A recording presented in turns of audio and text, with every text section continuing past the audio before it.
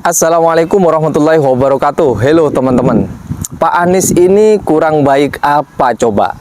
Meskipun beliau tidak menjabat sebagai Gubernur DKI Jakarta, beliau bisa-bisanya menjelaskan kembali fungsi dari sumur resapan yang banyak ditutup oleh Heru Budi PJ Gubernur DKI Jakarta saat ini, teman-teman.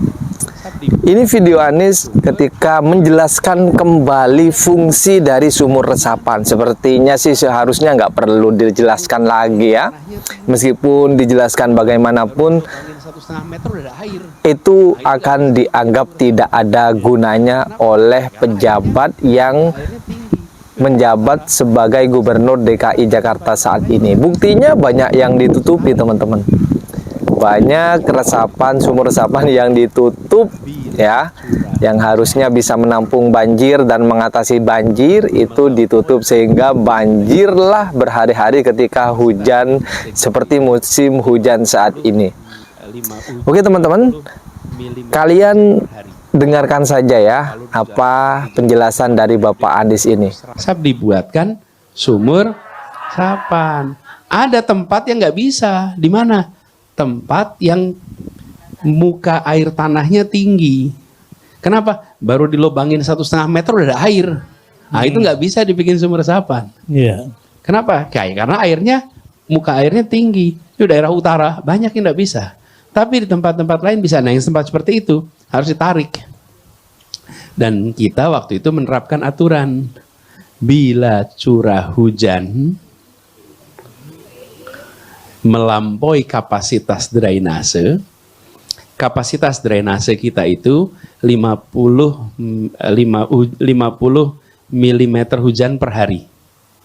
Kalau di jalan seperti Jalan Sudirman, jalannya gede, itu 100 mm per hari.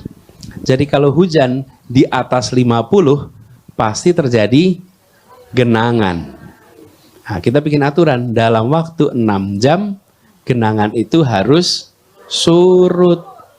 Jadi semua lurah, semuanya dapat tuh. Begitu terjadi 6 jam langsung mereka telepon dinas pertamanan, telepon pemadam, minta ditarik itu tangki-tangki itu. Untuk apa? Nyedot air supaya segera surut. Kenapa? Karena mereka dikasih target harus kering dalam 6 jam. Jadi semuanya bekerja dengan target itu. Dan 6 jam itu bukan keputusan gubernur. Saya kumpulin semua, saya tanya apa KPI-nya penanganan banjir. Pada diem, apa KPI-nya? Saya kalau rapat itu bukan kasih instruksi, tapi beri pertanyaan. Supaya semua jawab. Dan kemudian akhirnya karena diskusi ini saya jawab nomor 1. Tidak ada korban jiwa, ini nomor 1. Nomor 2. Harus surut dalam waktu 6 jam. Jadi semuanya begitu hujan, ingat-ingat nih, kata Pak Gubernur 6 jam harus kering.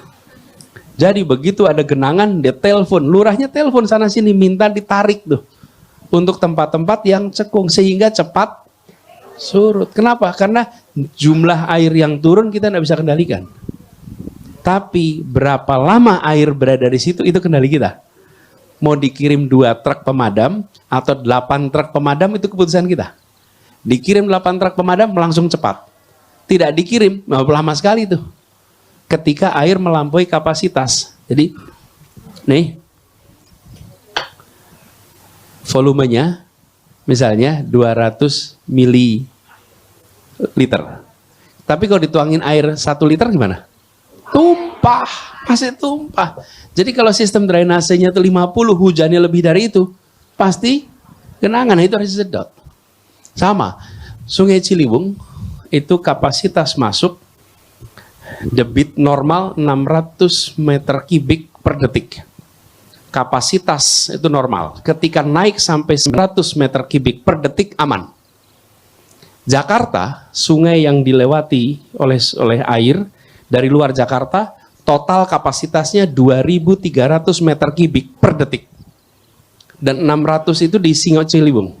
Jadi kalau Ciliwung itu naik sampai 1.000 meter kubik per detik, maka kampung kanan kirinya pasti luber. Pasti luber. Pasti.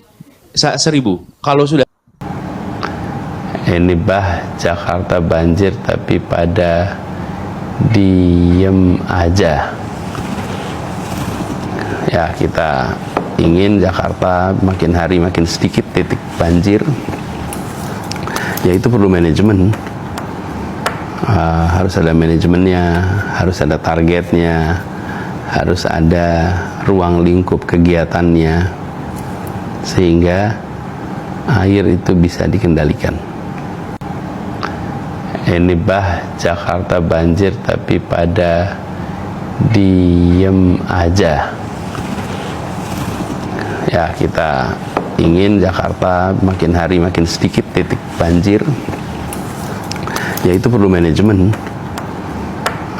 Harus ada manajemennya, harus ada targetnya, harus ada ruang lingkup kegiatannya, sehingga air itu bisa dikendalikan.